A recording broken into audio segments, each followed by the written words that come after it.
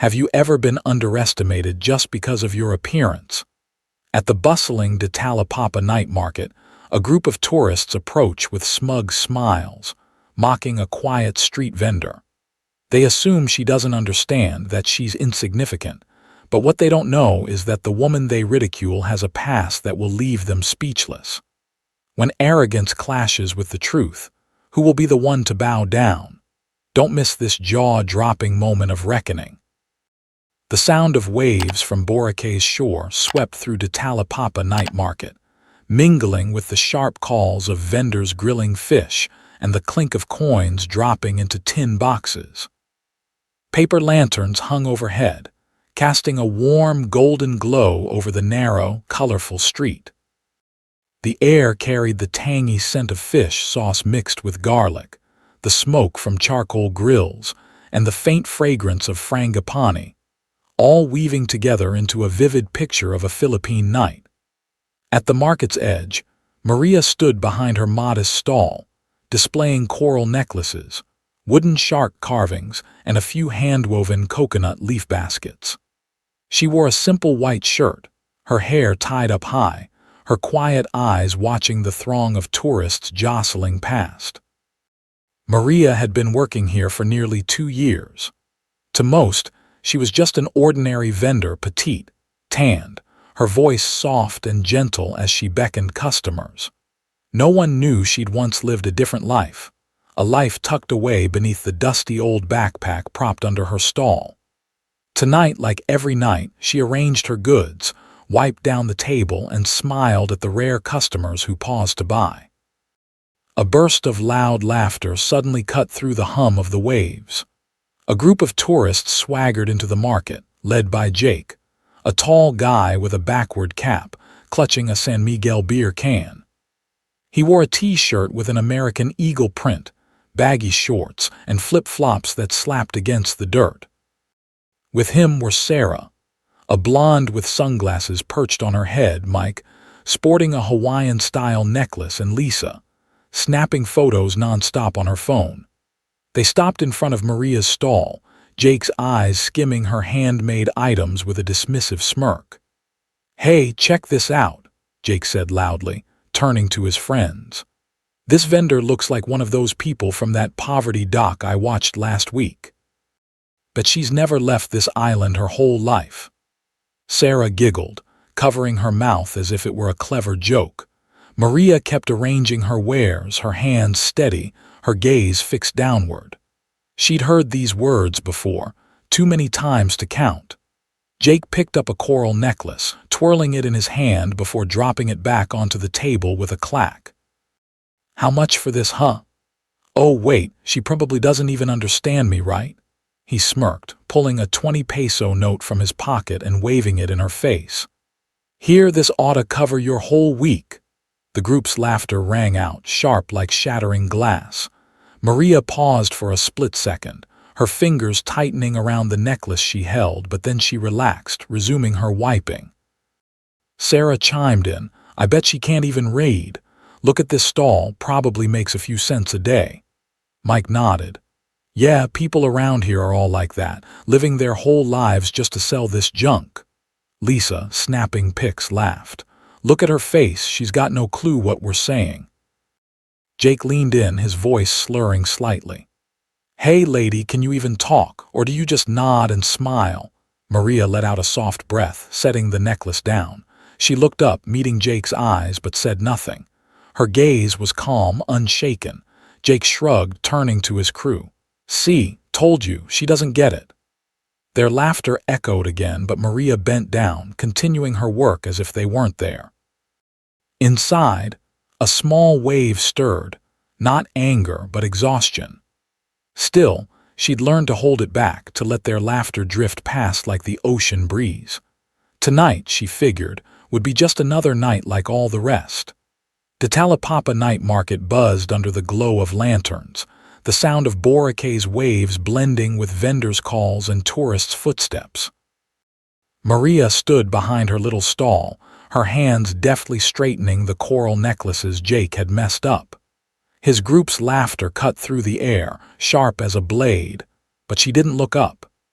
She was used to words like these, used to them slipping by like the sea wind. Tonight, she just wanted to finish and go home. Jake took a swig from his San Miguel can, leaning against a wooden post nearby, his eyes fixed on Maria with a crooked smirk. "Hey, little lady," he called, his voice slurry but loud enough to drown out the nearby vendor's shout. "How long you been stuck here? Since you were born, huh? Born to peddle this cheap stuff." He grabbed a wooden shark figurine, dropping it onto the table with a thud. The sound of wood hitting wood rang harsh, drawing a few curious glances. Sarah, the blonde, giggled, raising her phone to snap a photo. "Look at her face," she said, pointing. "I bet she doesn't even know what a phone is." Maria kept wiping the table with an old rag, her hands steady. She heard them, but she didn't let it show. She'd trained herself to stay calm, even as a small wave swelled inside her. Jake stepped closer to the stall, bending down until his face was level with hers. His beer-soaked breath filled the space between them. "Hey, you," he said, dragging out each word like he was talking to a kid. "Do you even know what I'm saying? Or do you just nod and grin?" He turned to his friends, winking. "Told you people here don't get it." Sarah covered her mouth, laughing.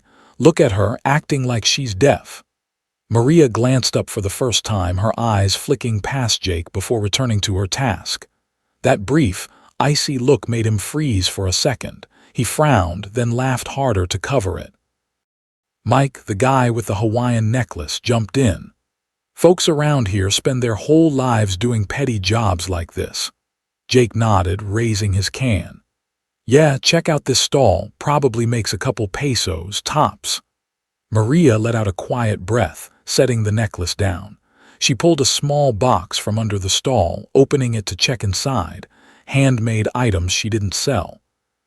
Her hands moved steadily, but her breathing quickened slightly. Jake tilted his head, his tone dropping with a hint of challenge. "What, nothing to say, scared? Bet your mom stood around selling junk like this too, huh?" Maria froze, her hand gripping the table's edge until her knuckles whitened. A memory flashed, her thin mother standing in the sun, selling wares to put her through school. Jake's words cut deeper than the taunts before. They don't know anything, she thought, and this time she couldn't stay silent. Maria looked up, locking eyes with Jake. The space between them seemed to still. "I understand every word you're saying," she said, her English flowing smooth and sharp as a blade. Jake stumbled back half a step, the can tilting in his hand. Sarah's jaw dropped, Mike blinked. Jake forced a laugh, trying to regain his footing. What you just say?" Maria rested her hands on the table, her gaze unwavering. "I said I understand you, and I'm not afraid of you." Her words sliced through the air, cutting off their laughter like a guillotine. Tonight, she decided, wouldn't just be another night of taking it. For a fleeting moment, the Talapapa night market fell silent, as if the waves and vendors' calls paused to make way for Maria's voice. The crowd around her stall began to murmur, a few nearby vendors stopping to glance over. Jake stood there, his beer can still tilted, drops splashing onto the sandy ground. He blinked, forcing a loud laugh to mask his unease. "Oh, so you can speak English, huh?" he said, his voice shaky but clinging to bravado. "Nice one. Probably picked it up from some drunk tourists, right?" Maria didn't answer right away. She stepped out from behind her stall, her movements slow but deliberate, hands relaxed at her sides. As she moved, an old backpack tucked beneath the table came into view, its crimson Harvard logo glinting under the lantern light. A soft ooh rippled through the crowd. A fish vendor nearby pointed, whispering to a coworker, "Harvard, for real." But Maria paid no mind. She stood a few steps from Jake, her eyes locking onto his. "I didn't learn English from drunk tourists," she said, her voice calm but weighted, each word pressing down like stone. "I learned it in classrooms you could only dream of stepping into." Jake froze, the smirk vanishing from his lips. Sarah muttered to Lisa, "What'd she just say?" Mike frowned, mumbling, "Classrooms? What's that about?" But before Jake could react, Maria pressed on, her voice rising like a declaration. You think money gives you power over me? You're wrong. Knowledge does. She turned to the crowd, suddenly switching to fluent French. Il pense que l'argent peut acter le respect, mais il se trompe. He thinks money can buy respect, but he's mistaken. A group of French tourists nearby cheered, clapping wildly. Maria didn't stop. She shifted to Japanese, addressing a family a few meters away. Chinese letter, Japanese letter, Chinese letter, Chinese letter, Japanese letter, Chinese letter, Japanese letter, Japanese letter, Chinese letter, Chinese letter, Japanese letter, Japanese letter, Japanese letter, Japanese letter, Chinese letter, Japanese letter, Japanese letter, Japanese letter, Japanese letter, Japanese letter, Japanese letter. Chinese letter, Chinese letter, Japanese letter, Chinese letter, Japanese letter, Japanese letter, Japanese letter, Japanese letter, Japanese letter, Japanese letter. He thinks he can insult someone, but real power is here. The family laughed, the father giving a thumbs up. Whispers spread through the crowd like wildfire. Jake spun to his friends, his face flushed. What the hell is she doing? Maria turned back to English, taking another step toward him. I speak 7 languages, she said, her tone steady but loud enough for all to hear. I've studied in places you've only seen on TV, and I'm here, not because I have no choice, but because my family needed me. She pointed to the Harvard backpack, her eyes never leaving Jake. That's where I come from. Where do you come from, Jake? A fat wallet and an empty head, the crowd erupted. Cheers and whistles echoed across the market. An old woman selling coconut water shouted, That's right, girl, show him. Jake clenched his fists, his jaw tightening. Who do you think you are, talking down to me? He roared, his voice pitching high. Harvard or not, you're still just a street vendor. But his words drowned in the crowd's laughter. Sarah tugged his arm. Stop it, Jake, that's enough. Jake yanked free, stepping closer to Maria. You want to mess with me? I'm a customer. I've got rights here. Maria didn't flinch. She smiled faintly, the first of the night, small but sharp as a blade.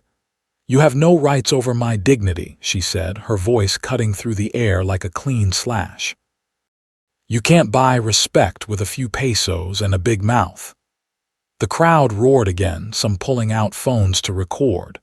Jake stood there, his face burning red, his trembling hand gripping the can. He opened his mouth to speak, but no words came. A man in a white shirt, looking like the market manager, stepped forward from behind. Enough, he said, his tone calm but firm, placing a hand on Jake's shoulder. You're harassing my staff. Leave now or I'll call security. Jake glared at Maria, then at the manager, but the man's steady gaze didn't waver. The crowd chanted, Go home, go home. The words hammered down on Jake's pride, leaving him stunned. Maria stayed put, her breathing slowing. She felt her chest lighten as if a burden she hadn't known she carried had slipped away. But she saw Jake's eyes, not defiant anymore, but confused, angry, and buried deep, a flicker of shame. He turned to his friends, his voice rough. Let's go. None of them met her gaze. The manager stood firm, arms crossed. I said leave, he repeated, his voice cold as stone. Jake's fists tightened, his jaw clenched. But then he turned, walking away, each step heavy as if dragging his shattered pride behind him. The crowd cheered again, a triumphant roar filling the air. Maria returned to her stall, her hand brushing the Harvard backpack, and for the first time that night her heart pounded, not with anger but with pride. The clatter of the beer can hitting the sandy ground lingered in the air of Ditalapapa night market as Jake turned away, his steps slow and unsteady, retreating from Maria's stall. The crowd's chants of go home, stabbed at his back like knives, but this time he didn't push back. His shoulders drooped, his hands dangled lifelessly, and the once towering figure shrank into a shadow under the glow of the paper lanterns. The market manager, in a crisp white shirt, stood firm, arms crossed, his icy stare following Jake's exit. Jake's friends, Sarah, Mike, and Lisa, trailed behind in silence, heads down, their earlier laughter and taunts extinguished. Maria stayed behind her stall, her fingers grazing the Harvard backpack, its crimson logo catching the lantern light like a permanent stamp. She watched Jake's fading silhouette, not with victory but with a tangled blend of emotions, relief washing over her, tinged with a quiet ache for the version of herself she'd once doubted. Tonight, she hadn't just restored her dignity before the crowd, she'd reclaimed it deep within. Yet, as she observed Jake, a truth settled in. Arrogance could hide pain, but it couldn't mend it. Jake paused a few meters away, his shoulders quivering. He turned, his red-rimmed eyes locking onto Maria's one last time. I'm sorry," he whispered, his voice rough and frail, almost swallowed by the sea breeze. That apology wasn't salvation. It was the last fracture in his wall of pride, a shaky breath from a place he'd buried. His own taunts echoed back, cutting him. "She's nothing. She doesn't understand." Now he saw it. He'd been the clueless one, the nothing. Shame surged, not just from the crowd's jeers, but from knowing he'd been dead wrong. Sarah stepped up, grabbing his arm, her voice trembling. "Let's go, Jake. Don't make it worse." But Jake stood rooted, head bowed, fists clenching and unclenching as he grappled with himself. He recalled Maria's gaze, calm, unflinching, a mirror exposing his hollowness. He'd strutted in here thinking he was above it all, but now he felt like a lost stranger in a sea of onlookers. The humiliation seared, not from the crowd, but from the truth he'd invited upon himself. Mike moved closer, a hand on Jake's shoulder, his voice low. "Stop it, bro. Don't you get it? She's not what we thought." He looked away, dodging the stall, his own jab about menial jobs now a bitter slap to his face. Lisa hung back, clutching her phone, whispering to Sarah, "I didn't know. She's really from Harvard. I shouldn't have recorded that." Her fingers hovered, then deleted the video, a small gesture but a shift beginning within her. Sarah squeezed Jake's arm harder, her voice cracking. "Jake, listen to me just this once. She's right. We had no right." She glanced at Maria, her eyes free of scorn for the first time, flickering with regret. She thought of all the times she'd mocked others to feel bigger, but now it seemed small, shameful. The realization hit, looks lie, and those they'd sneered at might hold wisdom they couldn't fathom. Jake drew a ragged breath, lifting his face to the crowd. The applause still rang, but it wasn't mockery anymore. It was a stark reminder of his loss, not because Maria outshone him, but because he'd shrunk himself. He looked at her again, eyes misty, not from beer but from raw regret he'd never faced. I didn't know who you were," he said, his voice breaking, louder now but shaky. "I'm so sorry. I mean it."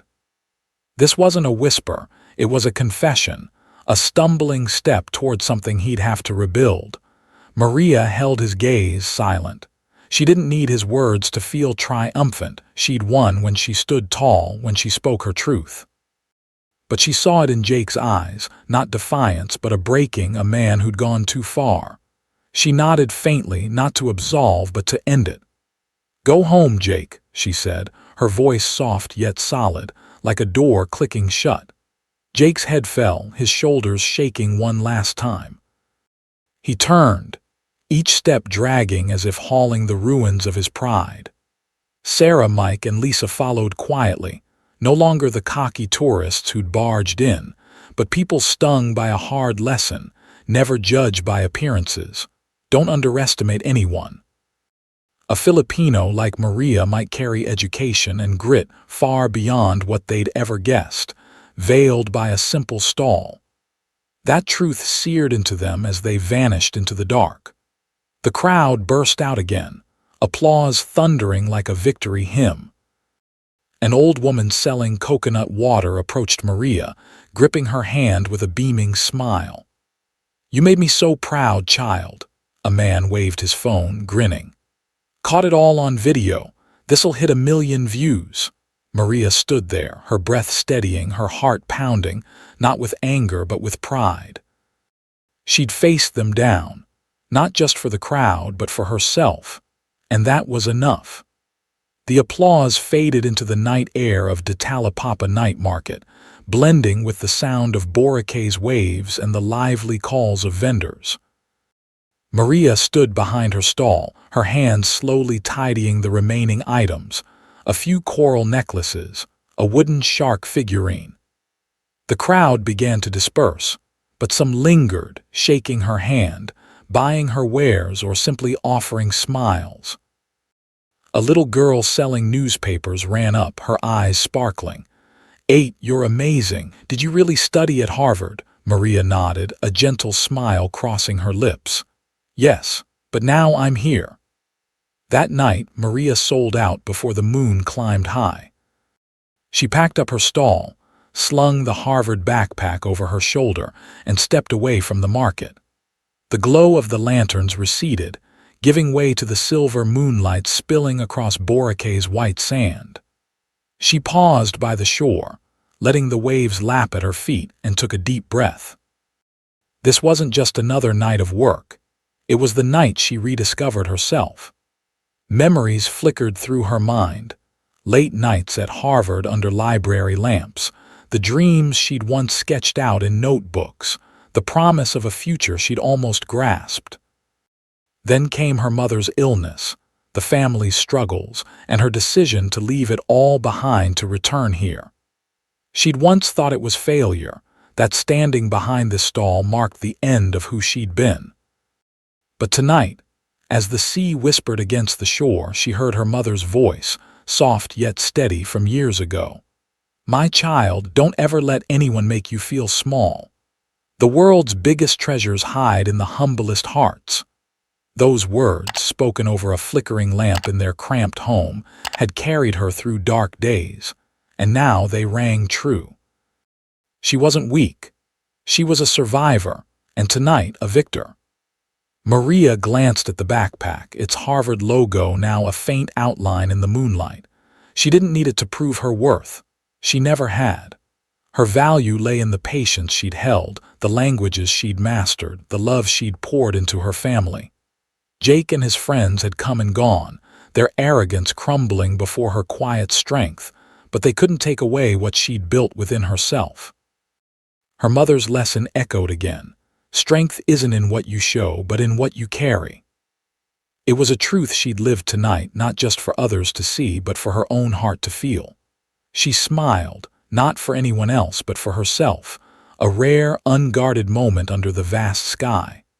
Turning back, she took one last look at the market. The lantern still glowed, the vendors' calls still rang out.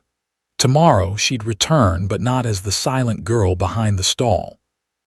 She'd reclaimed her dignity, not just in the eyes of the crowd, but in the mirror of her soul. As she walked home along the shore, the waves seemed to hum a quiet song of triumph. Jake's taunts, the crowd's cheers, the weight of her past, they all faded into the rhythm of the sea. What remained was Maria, whole, unbroken, and ready for whatever lay ahead. The night stretched on, but for her, it felt like a beginning.